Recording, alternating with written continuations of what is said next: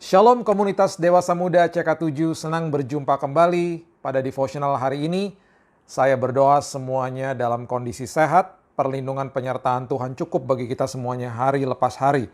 Hari ini kita akan belajar tentang akses. Kita adalah anak raja, dan kita punya akses kepada Bapa kita. Perbedaan antara akses dan kepemilikan itu yang menentukan ketakutan kita setiap hari. Jadi kalau kita sudah mendengar devotional hari ini, saya percaya dan berdoa kita terlepas dari rasa takut dalam bentuk apapun, menghadapi apapun dalam kehidupan ini.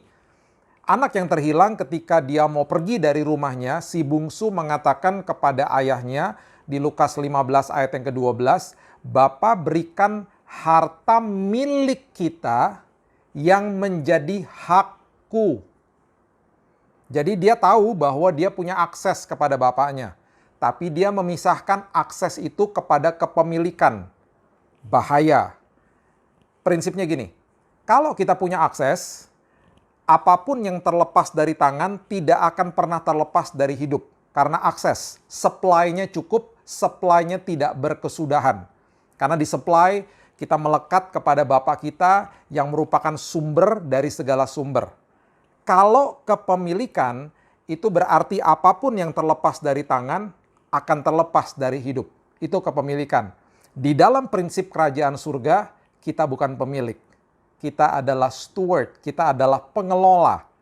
Mengelola apa? Mengelola semua yang dititipkan oleh Bapa di surga dalam kehidupan kita. Jadi apapun yang melekat dengan kita, semuanya adalah milik kerajaan surga yang harus dikelola hari lepas hari.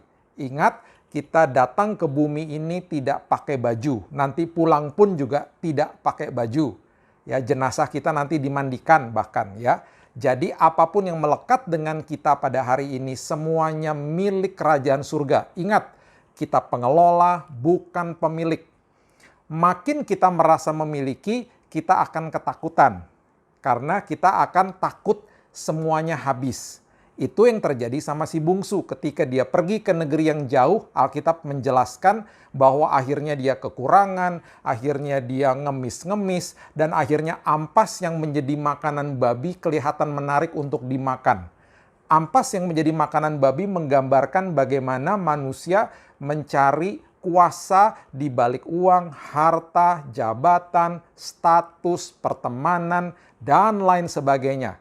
Kita tidak akan pernah bisa mendapatkan kuasa, kepuasan di balik apapun yang ada di dunia ini. Si anak itu, si bungsu itu akhirnya merasa kekurangan dan mengalami kekurangan dan akhirnya dia pulang. Prinsip hari ini kita mau belajar, kita punya akses kepada Bapa kita. Jadi melekat kepada Bapa, mengerti bahwa Dia selalu memberikan kepada kita tepat on time pada waktunya. Jangan pernah merasa memiliki, jangan pernah melepaskan hak akses kepada kepemilikan. Ya, Matius 6 ayat 31 mengatakan, "Janganlah kamu khawatir." Kemudian ada kata begini, "Dan berkata, apakah yang akan kamu makan, minum, dan pakai?" Tuhan sudah tahu semua kebutuhan kita.